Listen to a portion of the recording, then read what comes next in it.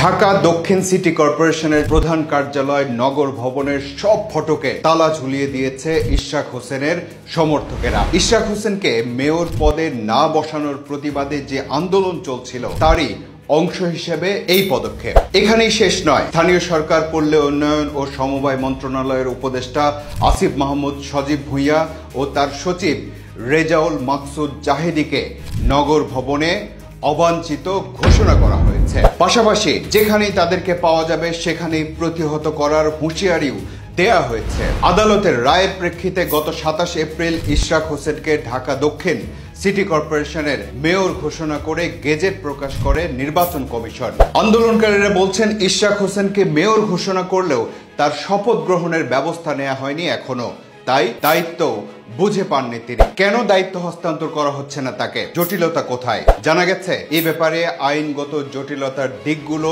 খতিয়ে দেখছে স্থানীয় সরকার মন্ত্রণালয়। তার মধ্যে মেয়রের মেয়াদকালের বিষয়টিও আছে। নির্বাচন অনুষ্ঠিত হয়েছে ২০২০ সালে। এখন যদি তিনি মেয়র হিসেবে দায়িত্ব পালন শুরু করেন তাহলে তার মেয়াদকাল কতদিন হবে? এসব বিষয়ে সিদ্ধান্ত নেয়ার জন্য আইন বিভাগের কাছে চিঠি দেয়া হয়েছে স্থানীয় সরকার মন্ত্রণালয়ের পক্ষ থেকে। এখন আইন বিভাগের মতামত যাই আসুক, আন্দোলনের চাপ বাড়ছে।